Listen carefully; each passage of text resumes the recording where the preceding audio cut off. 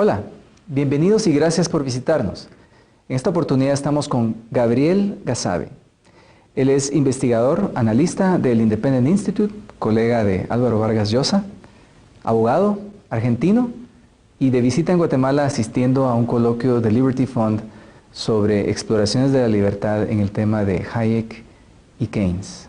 Gabriel, muchas gracias por estar con nosotros. Gracias a ti, José Raúl, por invitarme. El debate entre Hayek y Keynes arrancó hace 70 años. ¿Tú crees que sigue vigente ese debate?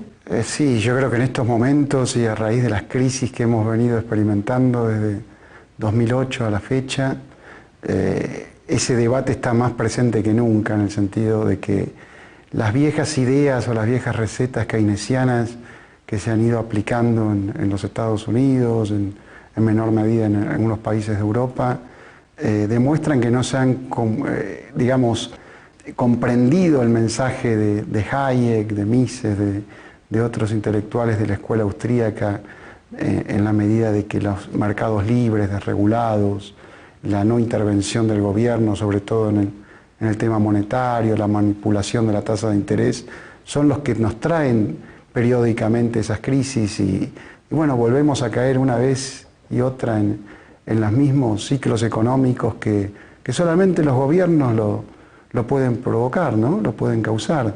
Como nos decían los austríacos, en una economía libre, en una economía de mercado, lo que existe son fluctuaciones económicas por la naturaleza de la oferta, de la demanda, de los gustos, de las preferencias, del actuar de los seres humanos en la sociedad. Hay negocios que prosperan, negocios que fracasan, gente a la que le va bien o gente a la que le va mal.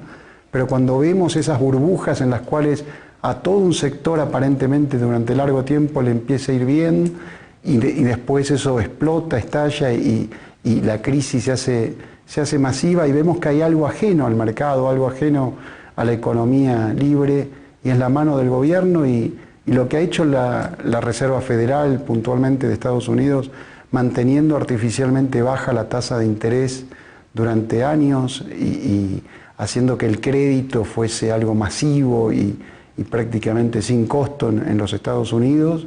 Lo mismo se ha replicado en España, en Inglaterra, en Francia. Eso a la larga, el boomerang ese regresa y fue la crisis que estalló en 2007 con la crisis inmobiliaria, financiera, que todos ya sabemos cuáles han sido sus consecuencias, ¿no? Esta mañana discutíamos respecto a por qué las ideas de Keynes respecto a utilizar el gasto público como un supuesto estímulo al crecimiento económico eran más populares que las ideas de Hayek. ¿Cuál es tu opinión al respecto? Bueno, yo creo que hice alguna mención, alguna metáfora al respecto, diciendo que si alguien a un grupo de mafiosos o de asaltantes, de atracadores, les trae un sustento teórico, un sustento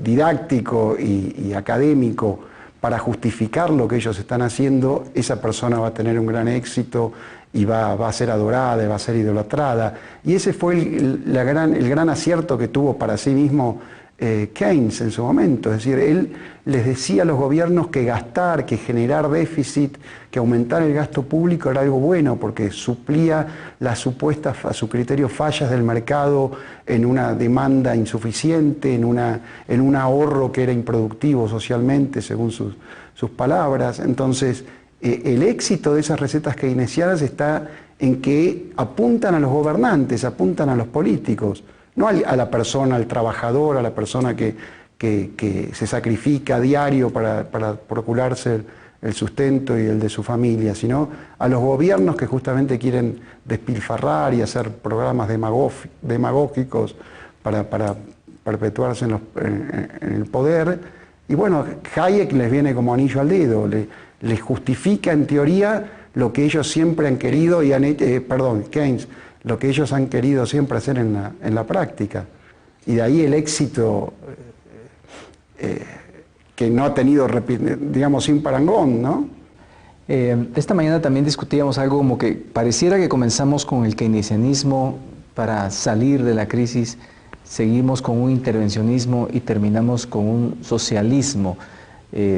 Si Keynes estuviera de regreso y viera lo que está ocurriendo, ¿tú crees que él estaría de acuerdo o crees que pensaría que sus ideas fueron llevadas a un extremo que él no compartiría? Bueno, difícil hacer ese análisis, ponerse en los zapatos de Keynes. Yo creo que estaría sorprendido de la vigencia que siguen teniendo sus ideas y el ímpetu que han recobrado en los últimos 2, 3 años.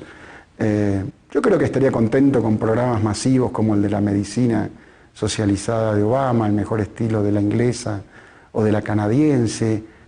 Hubiera acompañado los paquetes de estímulo del gobierno de Estados Unidos para la General Motors, para las automotrices, o los rescates a los bancos. Yo creo que estaría sorprendido de cómo 70 años después o 80 años después de que él predicaba aquellas ideas, siguen aplicando esas mismas recetas, ¿no?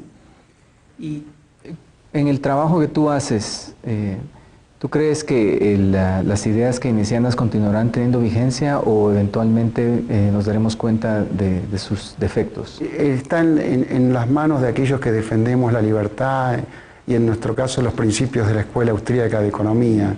Si hacemos una tarea didáctica, pedagógica, de tratar de llegar al ciudadano de a pie con un lenguaje llano, tenemos una idea muy buena, un producto muy noble para que la gente lo acepte y lo lleve a sus casas y lo incorpore a sus vidas. Entonces, está en nosotros ser lo más claros, los más concisos posibles en explicar cómo el sistema de la libertad no solo es el mejor, el que más prosperidad genera en el largo plazo para los ciudadanos, sino que es el más apto para la naturaleza humana, el que más se compatibiliza con el actuar humano. Pero yo creo que está en nuestras manos, esa batalla intelectual la tenemos que seguir librando y a mi juicio hacerlo de una manera muy sencilla, muy campechana, muy llana, no desde un pedestal académico en el cual tal vez entre nosotros nos regocijamos compartiendo ideas, pero a la gente común no le aportamos nada ni le brindamos ninguna chispita de optimismo para el futuro. Está en nuestras manos esa. Y la Francisco Marroquín es un gran aliado y un gran ejemplo para los que amamos la libertad en ese sentido, ¿no? de proporcionarnos una artillería intelectual y munición intelectual para ayudarnos a dar esta batalla. Gabriel Gasabe, muchas gracias por estar con nosotros y que tengas un buen viaje de regreso. Gracias, José Raúl. Muchas gracias por estar con nosotros, a ustedes también.